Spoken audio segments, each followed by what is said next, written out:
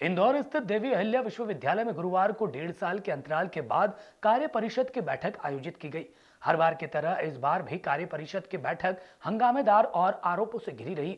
परिषद की बैठक में 33 मुद्दों पर चर्चा की गई। इनमें से बवाल का मुद्दा स्ववित्त कर्मचारियों की वेतन वृद्धि और नियमितीकरण का रहा। साथ ही भारतीय राष्ट्रीय छात्र संगठन ने ट्रांसक्रिप्ट घोटाले का मुद्दा भी परिषद के सदस्यों के बीच रखा।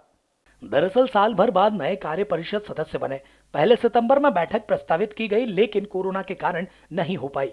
बाद में उपचुनाव की आचार संहिता में बैठक को आगे बढ़ाना पड़ा। कुलपति डॉक्टर रेणु जैन की अध्यक्षता में हुई बैठक में विजिटिंग फैकल्टी को लेकर सहमति बन गई। विश्वविद्यालय में 350 से ज्यादा शिक्षकों की भर्ती रुकी हुई है, जिसे अब जल्द भरा जाएगा। इसके लिए शिक्षकों को 7 घंटे उपस्थित रहना अनिवार्य होगा। वहीं दैनिक वेतनभोगी कर्मचारी के मानदेय पर भी चर्चा हुई, जिस पर सदस्यों ने बीच का रास्ता निकालने का आश्वासन दिया है। कुलपति डॉक्टर रेणु जैन का कहना है कि कोरोना काल में भवन के कंस्ट्रक्शन को रोका गया है। इसके अलावा फैकल्टी की नियुक्ति के साथ ही दैनिक वेतनभोगी कर्मचारी के मानदेय पर विचार किया जा रहा है। क्या पूरा मामला है? बैठक लगभग 1.5 साल बाद हो रही, जैसा आपने बताया, और कुल इसलिए इसमें बहुत सारे मुद्दे इकट्ठे हो गए थे। पहले हम लोग जब सितंबर में करने वाले थे तब करीब 12-13 मुद्दे थे, पर क्योंकि और डिले हो गई तो अब उसके बाद कुछ मुद्दे और जुड़ गए, तो एक सप्लीमेंट्री एजेंडा और जुड़ गया था, और अभी तो एक चेयर से भी आना बाकी है, तो अभी काफ़ी सारे मुद्दे हैं। तो जो फर्स्ट हाफ में जो पहले जो ओरिजिनल मुद्दे थे वो पूरे हो चुके हैं, और उस पर सबसे पहले मैं आपके माध्यम से कहना चाहती हूँ कि पूरे सदन का जो रवैया था बहुत ही सहयोगात्मक था, और पूरा प्रशंसा, उन्होंने जितनी भी अनुशंसाएं की वो यूनिवर्सिटी के हित में की, और इसलिए मैं उन सबको धन्यवाद भी आपके से देना चाहती हूँ।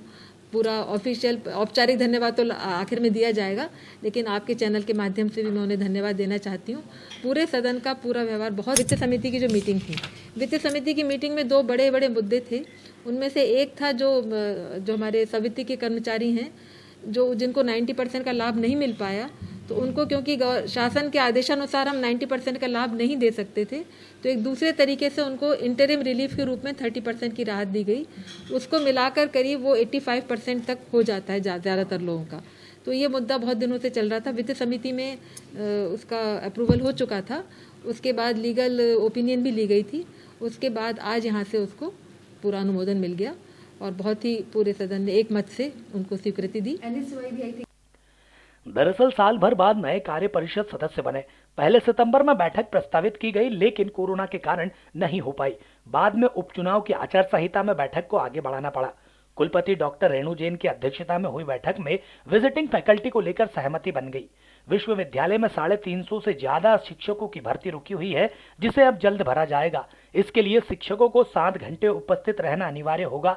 वहीं दैनिक वेतनभोगी कर्मचारी के मानदेय पर भी चर्चा हुई, जिस पर सदस्यों ने बीच का रास्ता निकालने का आश्वासन दिया है।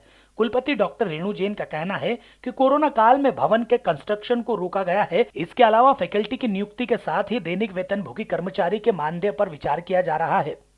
बहरहाल उम्मीद की जा रही है कि इस बैठक के बाद डीएवीवी में रुके हुए सभी काम शुरू होंगे।